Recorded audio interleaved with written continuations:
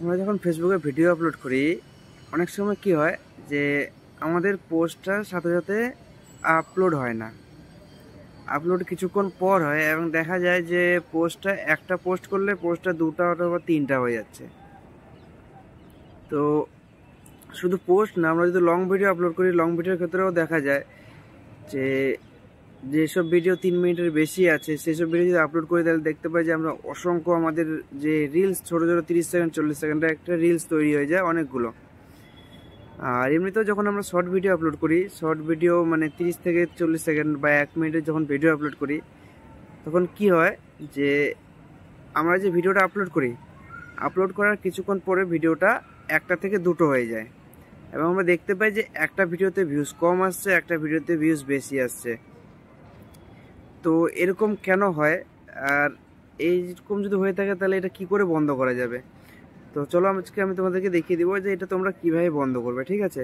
তো তোমাদের কাছে বরাবরই একটা রিকোয়েস্ট, যারা চ্যানেলে নতুন আসছে অবশ্যই চ্যানেলটা সাবস্ক্রাইব করে দেবে, আর যারা ফেসবুক থেকে দেখছো অবশ্যই ভিডিওটাকে লাইক করে একটা শেয়ার করে দেবে, কারণ তোমার একটা লাইক আমাদের কাছে অনেক মোটিভেশন, ঠিক আছে?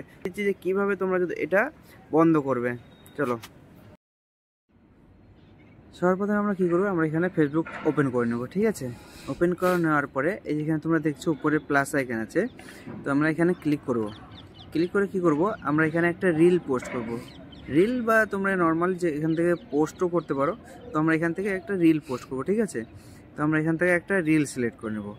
রিল সিলেক্ট করে নেওয়ার পর কী করবো, এই যেখানে তোমরা দেখতে পাচ্ছ এখানে টাইটেল ডিসক্রিপশন লিখে দেওয়ার পরে একটু নিচে আসলে তোমরা দেখতে পাবে যেখানে আমাদের লেখা আছে একটা option, trim your video into reel নামে এই যে অপশনটা আছে, আমরা কী করবো এই অপশনটা বন্ধ করে দেবো, ঠিক আছে?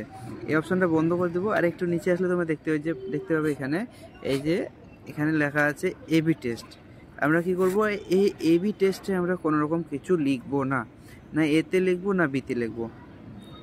এই এবি টেস্টটা কি, এটা কিভাবে কাজ করে আর এর জন্য কি কি সুবিধা অসুবিধা হয় এটা নিয়ে বিস্তীর্ণ একটা পরবর্তী ভিডিও আলোচনা করব।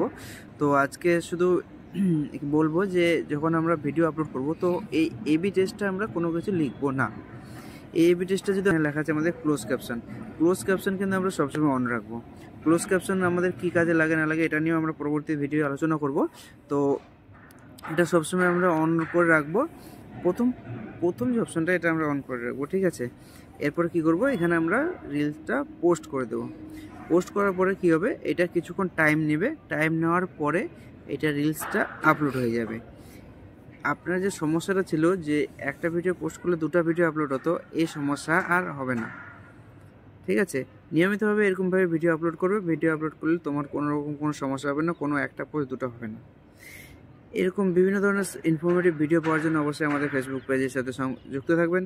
যারা ইউটিউব থেকে দেখছে অবশ্যই ইউটিউব চ্যানেলটি সাবস্ক্রাইব করে রাখবে। তো দেখা হচ্ছে পরবর্তী ভিডিওয়ে।